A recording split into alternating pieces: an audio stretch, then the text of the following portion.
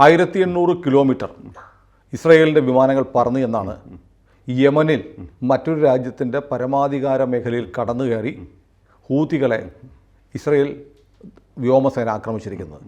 അപ്പം പാലസ്തീനും ഇസ്രയേലും തമ്മിലുള്ള യുദ്ധം ആ രാജ്യങ്ങളുടെ പരിധി കടന്ന് വ്യാപിക്കുകയാണ്. അപ്പോൾ പാലസ്തീനിൽ ഉള്ള ആക്രമണം തുടങ്ങിയ ഏകദേശം അതേ സമയത്ത് തന്നെ ഇറാൻ്റെ എല്ലാ പ്രോക്സിസും ഇസ്രായേലിനെതിരെ ഒളിഞ്ഞും തെളിഞ്ഞും എന്തെങ്കിലുമൊക്കെ ചെയ്തുകൊണ്ടിരിക്കുകയാണ്. അപ്പോൾ Hamas of course it is there, പിന്നെ ഹെസ്ബുള്ള, ഹൂത്തി, ഇറാഖ്, സിറിയ എല്ലായിടത്തുനിന്നും ഇടയ്ക്കിടയ്ക്ക് ഇസ്രായേലിനെതിരെ ആക്രമണം വരുന്നുണ്ട്. അപ്പോൾ ഈ ഹൂത്തികൾ ഒഴിച്ച് ബാക്കിയുള്ള പ്രോക്സിസ്, അതായത് ഹമാസ്, ഹെസ്ബുള്ള, ഇറാഖ്, സിറിയ, അവരെല്ലാവരും ഇസ്രായേലിൻ്റെ വൈരാഗ്യം എന്താണ്, അതിൻ്റെ ശക്തി എന്താണെന്ന് അറിഞ്ഞുകൊണ്ടിരിക്കുകയായിരുന്നു. പിന്നെ ഇപ്പോൾ ഈ ഹമാസ് ഏകദേശം ഒരു ചിറകൊടിഞ്ഞ കണ്ടീഷനിലാണ് നിൽക്കുന്നത്. എല്ലാവരും ഒന്നും തീർത്തിട്ടുണ്ടെന്നല്ല, എന്നാലും പ്രത്യേകിച്ചൊന്നും ഒരു റിയാക്ഷൻ ഇല്ലാത്ത അവസ്ഥയിലാണ്.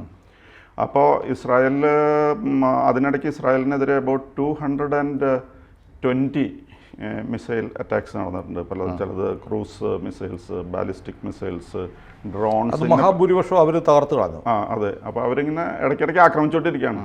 അപ്പോൾ എല്ലാവരും ചോദിക്കാറുണ്ട്, ഈ 220 ഒക്കെ ആയല്ലോ, എന്നിട്ട് എന്താ ഇസ്രായേലൊന്നും ചെയ്യാത്ത? ഇസ്രായേലിൻ്റെ നേച്ചർ അനുസരിച്ചല്ലല്ലോ, അവർ ഇമ്മീഡിയറ്റ്ലി റിയാക്ട് ചെയ്യുന്ന ആൾക്കാരാണ്. പക്ഷേ ഇപ്പോൾ കഴിഞ്ഞ ദിവസങ്ങളിൽ നമ്മൾ കണ്ടു, അവിടേക്കും അവർ ശ്രദ്ധ തിരിച്ചു. ഈ ഹമാസ് ഒരു വിധം ഒന്ന് ടെമ്പർ ചെയ്തിട്ടുണ്ട്, ഒന്ന് പദം വരുത്തിയിട്ടുണ്ട്. അപ്പോൾ ആ സമയത്ത് അവരങ്ങോട്ട് കയറി.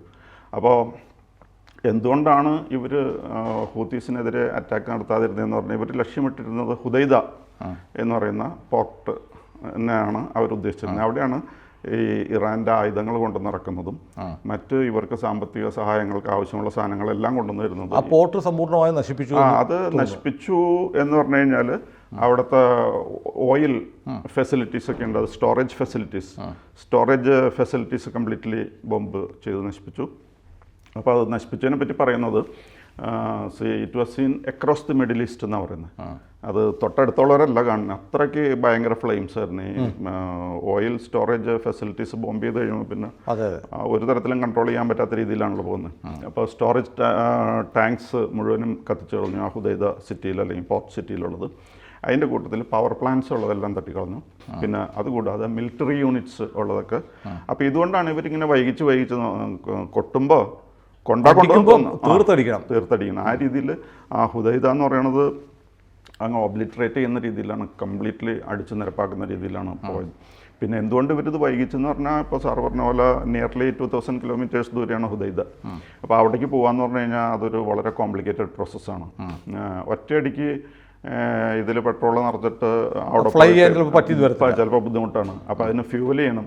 പിന്നെ മിഡ് എയർ റീഫ്യൂവലിംഗ് ഉണ്ട്, ഇടയ്ക്ക് വീണ്ടും നിറയ്ക്കേണ്ടി വരുമ്പോൾ മിഡ് എയർ ആണ് നടത്തുന്നത്. അതെ, ഇപ്പോൾ ഈ 1800-2000 കിലോമീറ്ററോളം ഇസ്രയേലിൻ്റെ ഫ്ലൈറ്റുകൾ പറന്നു എന്ന് പറയുന്നത് അത് തന്നെ ഒരു മിറാക്കിളാണ്. ഒറ്റ സ്ട്രെച്ചിന് പോയി ബോംബ് ചെയ്തിട്ട് തിരിച്ചു വന്നു. 1800 അല്ല, 2000+2000 4000 കിലോമീറ്ററോളം പറന്നു. പിന്നെ അത് തന്നെയല്ല, എന്തെങ്കിലും ഒരു ആക്സിഡൻറ്റോ എന്തെങ്കിലും പ്രശ്നം ഉണ്ടായി കഴിഞ്ഞാൽ അതിന് റെസ്ക്യൂ യൂണിറ്റ്സിനെയും ഇവർ ആ കൂട്ടത്തിൽ കൊണ്ട്. അതെ. അപ്പോൾ നമ്മൾ പറയുന്ന പോലെ ഇസ്രയേൽ പോയിട്ട് യമനിൽ ബോംബിട്ടു എന്ന് പറയുമ്പോൾ അത്ര നിസ്സാര സംഭവമല്ല.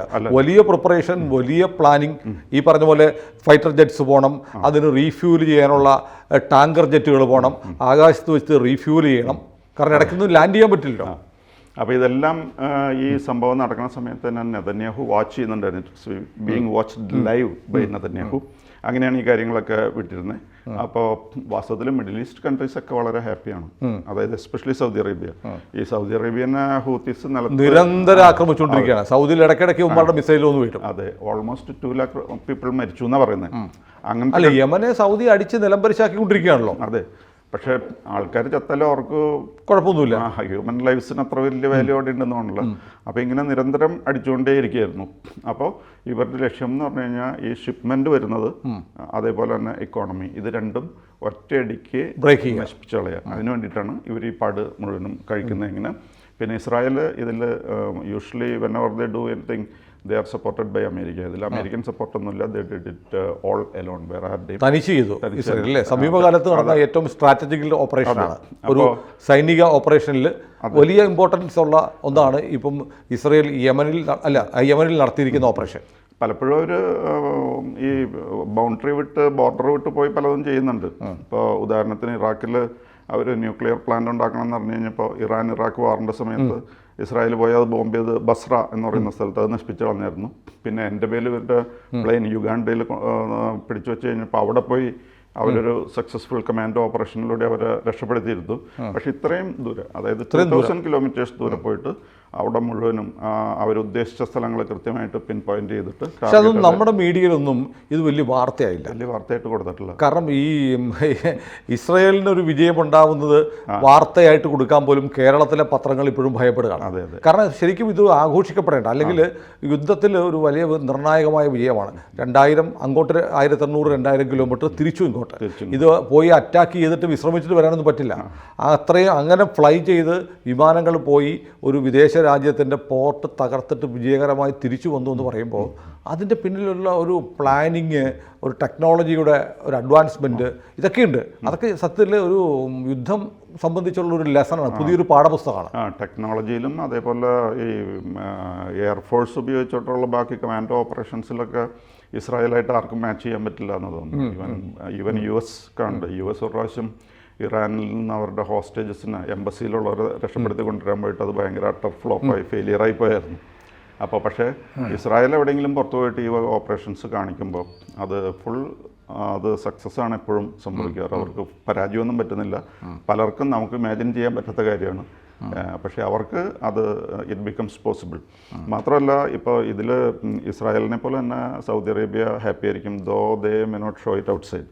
അവരുടെ സന്തോഷം അവർ പ്രകടിപ്പിക്കില്ല, കാരണം അവർ ചെയ്യേണ്ട പണിയാണ് ഇവർ ചെയ്തിരിക്കുന്നത്.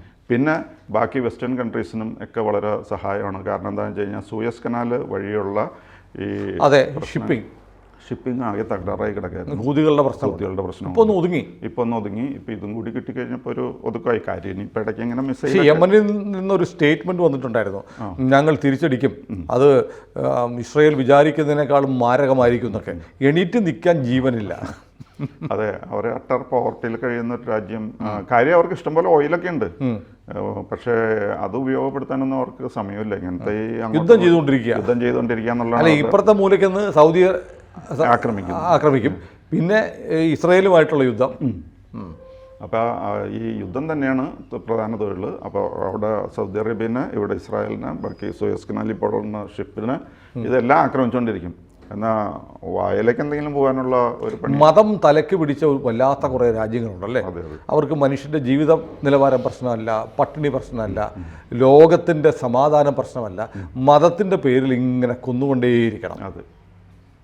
അപ്പം അത് ഇനിയിപ്പോൾ അല്പം ഒരു രണ്ടാമതൊന്ന് ആലോചിക്കും, പക്ഷേ ദൈവത്തിന് വേണ്ടി ചെയ്യുന്നു എന്നുള്ളൊരു. അതെ, അങ്ങനെ ആലോചിക്കൊന്നുമില്ല. അത് മരിക്കുക എന്നുള്ളതാണ് ഏറ്റവും പ്രധാനപ്പെട്ട ദൗത്യം എന്ന് വിശ്വസിക്കുന്ന ആരാണെന്ന് ഇവർ പരസ്യമായി പറയുന്നുണ്ട്. നമ്മുടെ നാട്ടിലെ പോപ്പുലർ ഫ്രണ്ടുകാരും പറയുന്നുണ്ട്, ഞങ്ങൾക്ക് ഷഹീദാവുക, രക്തസാക്ഷിയാവാൻ പേടിയൊന്നുമില്ല, ഞങ്ങളുടെ ലക്ഷ്യം തന്നെ ഞങ്ങൾ ജീവിക്കുന്നതേ മരിക്കാൻ വേണ്ടിയാണ് എന്ന് പറയുന്നവരാണ്.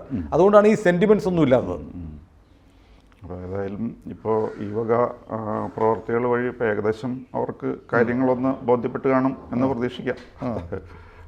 ഹൂതികൾ ഒതുങ്ങും എന്ന് കരുതാം അല്ലേ? അതെ, ഹൂതികൾ അല്ല, ബാക്കി എല്ലാവരും ഇതേപോലെ ചാടി വന്നിരുന്നവരാണല്ലോ. ഈ യുദ്ധം തുടങ്ങിയിടയ്ക്ക് ഇപ്പോൾ തന്നെ ഇസ്രായേലിനെ ഇല്ലാതാക്കും എന്നൊക്കെ പറഞ്ഞിട്ട് വന്നവരെയൊക്കെ ഇപ്പോൾ നമ്മൾ കാണുന്നുണ്ടല്ലോ എന്താ തിരിച്ച് ചെയ്യുന്നത്.